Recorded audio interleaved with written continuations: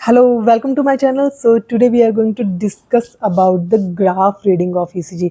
यानी ECG तो हमने जैसे पिछले हमने पार्ट में देखा कि कैसे इलेक्ट्रोड्स प्लेस किए जाते हैं और उसे क्यों 12 लीड ECG बोला जाता है, लेकिन graph reading is very very important in clinical settings. तो ये आज की वीडियो सभी स्टूडेंट्स और सभी नर्सिस, सभी डॉक्टर्स, सभी के लिए है जो भी मेडिकल फील्ड में है।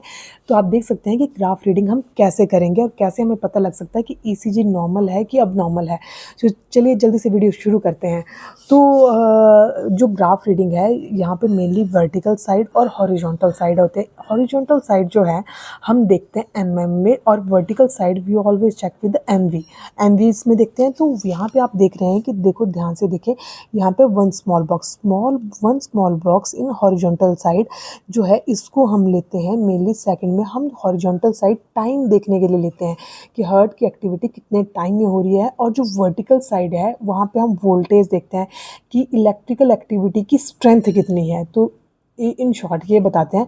तो स्मॉल जो हमारा बॉक्स है दैट इज़ 0.04 सेकंड के लिए होता है हमारा, ये छोटा पॉइंट दिखाता है। और लगभग 5 स्मॉल बॉक्सेस से बनता है हमारा 1 large box in horizontal side, और 5 बॉक्सेस में हमारी आती है 0.20 सेकंड, और लगभग 25 जो बॉक्सेस हैं that is for 1 second. Okay. और जो हमारी जो ECG ग्राफ की जो स्पीड होती है दैट इज़ 1500 स्मॉल बॉक्सेस या फिर 300 लार्ज बॉक्सेस इन 1 मिनट। ठीक है। तो उसी से हम चेक करते हैं ECG की बेसिक, यानी हमने देखा यहाँ पे इतना है। और MV में हम लेते हैं एक स्मॉल बॉक्स को 0.1 MV, और लगभग 5 बॉक्सेस को लेते हैं यानी 1 लार्ज बॉक्सेस में 0.5 MV, और लगभग 25 जो हमारे यानी टोटल जो बॉक्सेस होते हैं that small boxes makes 1 large box. ठीक है। उसके बाद हमारे हम देख रहे हैं यहाँ पे है PQRST, और some time abnormal U wave will also be there. तो P वेव क्या है? P वेव हमारे दिखाता है एट्रियल डीपोलराइजेशन को, और ये P वेव जो है टोटल हमारी होती है 0.12 सेकेंड, इससे कम या फिर 0.12 सेकेंड्स के लिए, यानी लगभग 2 से 3 बॉक्सेस स्मॉल बॉक्सेस। अब उसके बाद हमारा आता है PR इंटरवल। जो PR इंटरवल होता है starting of the P wave, और ये बेस लाइन पे जो हमारी चल रही है P वेव, यहाँ तक हमारा PR इंटरवल आता है। ये एक 5 स्मॉल बॉक्सेस में या फिर 1 लार्ज बॉक्स में हमारा PR इंटरवल आता है। जहाँ से PR इंटरवल ख़त्म होता है वहाँ से हमारी Q वेव स्टार्ट होती है। यानी हम यहाँ पे देख रहे हैं कि आफ्टर बेस लाइन यहाँ पे Q वेव जो है डिफ्लेशन स्टार्ट हो जाती है। डिफ्लेशन में हमारी जो Q वेव जो है negative deflation start, downward deflation बोल सकते हैं इसको। तो ये है लगभग नीचे की तरफ को 2 से 3 ढाई जो है हमारे स्मॉल बॉक्सेस, और उसके बाद R वेव बनती है यानी अपवर्ड डिफ्लेशन, जिसमें हमारे 5 से 25 जो है स्मॉल बॉक्सेस आते हैं। उसके बाद दोबारा से एक डाउनवर्ड डिफ्लेशन S की आती है, और जो हमारा QRS कॉम्प्लेक्स है वो दिखाता है वेंट्रिकुलर डीपोलराइजेशन को। ठीक है। अब यहाँ पे तो एट्रियल रिपोलराइजेशन तो हुई नहीं। एट्रियल रिपोलराइजेशन मेनली हमारी ECG में जो है वो ग्राफ में नहीं दिखती है, इसलिए यहाँ पे शो नहीं होती। तो ये दिखाता है वेंट्रिकुलर डीपोलराइजेशन, और QRS में लगभग 2 से 3 बॉक्सेस स्मॉल में यानी लेस देन 0.12 सेकंड के लिए होता है। जैसे ही हमारी S वेव स्टार्ट होती है तो यहाँ से स्टार्ट हो जाता है यहाँ तक, ये जो बनता है हमारा दैट इज़ J जंक्शन। यहाँ से स्टार्ट होता है हमारा ST सेगमेंट, यानी स्टार्टिंग ऑफ T वेव से J जंक्शन से लेके स्टार्टिंग ऑफ T वेव तक बनता है ST सेगमेंट। अब ST सेगमेंट की हमारी क्लिनिकल सेटिंग में बहुत ज़्यादा इंपॉर्टेंस है, क्योंकि ये आइसो इलेक्ट्रिक बेस लाइन पे देख रहे हो आप, बेस लाइन पे ना तो उठा है ना तो गिरा है। दैट इज़ नॉर्मल ECG में ये होता है आइसो इलेक्ट्रिक बेस लाइन पे, और ये है 0.08 टू 0.12 सेकेंड्स के लिए, यानी लगभग 2 से 3 बॉक्सेस में ये हमारा आता है। और ये जो ST सेगमेंट है ये इंडिकेट करता है मायोकार्डियल इस्चीमिया या फिर मायोकार्डियल इंजरी को, तभी यहाँ पे क्लिनिकल इंपॉर्टेंस इसकी बहुत ही ज़्यादा है इसको देखने के लिए। और ये इसके बाद हमारे आफ्टर दैट यहाँ पे आप देख रहे हो कि T वेव है।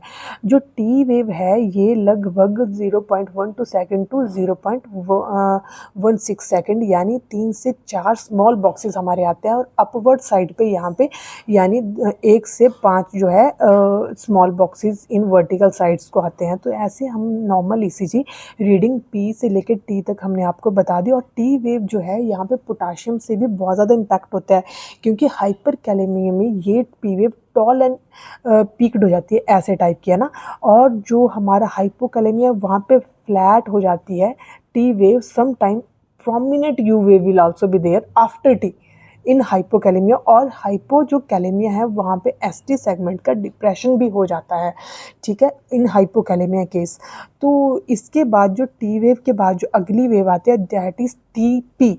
टीपी है, इसका कोई पर्टिकुलर बॉक्सेस नहीं है, लेकिन ये इन केस सपोज टैकी चल रहा है तो ये कम हो जाते हैं बॉक्सेस, यानी कम आ जाते हैं। और जहाँ पे ब्रेडी चल रहा होता है वहाँ पे बॉक्सेस की स्ट्रेंथ बढ़ जाती है। उसके बाद दोबारा से हमारी पी वेव, फिर क्यू आर एस और आगे ऐसे ही स्टार्ट होती है। तो हम यहाँ पे देख रहे हैं कि यहाँ पे है आर और आर। जो हमारा ईसीजी का जो ग्राफ है, जो हार्ट रेट हम हमेशा चेक करते हैं that is from R to R. हम कभी भी पी टू पी या फिर क्यू टू क्यू या फिर किसी से भी अदर से देखते हैं, आर टू आर देखते हैं। और यहाँ पे आप देख रहे हो कि जो आर से आर तक क्या है, यहाँ पे मेरे टोटल बॉक्सेस आ रहे हैं 1 2 3 4, यानी बिग 4 बॉक्सेस। तो हम इसको कैसे देखेंगे कि हमारी हार्ट रेट कितनी चली है। इसको हमेशा कहते हैं 300 over number of large boxes या फिर 1500 over number of small boxes. तो हम यहाँ पे 300 से करके देख लेते हैं। 300 ओवर 1 2 3 4। तो यहाँ हम देख रहे हैं कि 75 बीट्स पर मिनट हमारी हार्ट इस रेट चल रही है इस ईसीजी ग्राफ के अकॉर्डिंग, ठीक है। तो ये एक नॉर्मल हार्ट रेट है और नॉर्मल ईसीजी का रिदम यहाँ पे बताया गया है। उसके बाद अगर आपने 1500 over number of small boxes, तो आप उसको भी देख सकते हो, यानी 1500 ओवर 20, 4 5 20। तो उससे भी सेम ही 75 बीट्स पर मिनट हमारी जो है हार्ट रेट आने वाली है। तो ये था। और यहाँ पे क्यूटी इंटरवल का भी थोड़ा सा, जो ये क्यूटी है जैसे आप देख रहे हैं, जो क्यूटी इंटरवल है ये इसका भी मेन इम्पॉर्टेंस क्यों क्लिनिकल सेटिंग्स में बताई गई है, क्योंकि जो हाइपर कैल्शियमिया यानी कैल्शियम का लेवल जब बढ़ता है तो क्यूटी जो है वो शॉर्ट हो जाता है। और जब हाइपोकैल्शियमिया यानी कैल्शियम का लेवल कम होता है तो क्यूटी जो है वो प्रोलॉन्ग हो जाता है। तो ये लॉन्ग हो जाता है, तो क्यूटी की इम्पोर्टेंस भी तब गई है, यानी starting of the Q wave to the end of the T wave. यहाँ तक हम क्यूटी इंटरवल लेते हैं और ये होता है 0.36 टू 0.40 सेकेंड्स के लिए। So this is all about the normal ECG graph reading, कि कैसे हम ईसीजी के ग्राफ को रीड कर सकते हैं। सो इस वीडियो में, इस पार्ट में हम देखा कि कैसे हम वीडियो को रीड कर सकते हैं नॉर्मल ईसीजी। और सपोज यहाँ पे जैसे अगली वीडियो है, यहाँ पे हम देख रहे हैं कि यहाँ P Q R S T, और यहाँ पे एस टी सेगमेंट एलिवेशन यानी एस टी आइसोइलेक्ट्रिक बेसलाइन पे नहीं है, एलिवेट किया गया है, जो कि इंडिकेशन हो सकती है मायोकार्डियल इस्कीमिया या फिर इंजुरी की। तो ऐसी ही कुछ और अबनॉर्मलिटी के साथ अगले पार्ट में हम आपके साथ मिलते हैं। तो देखिए हमारा अगला part, abnormal ECG recording in graph. Thank you so much for watching.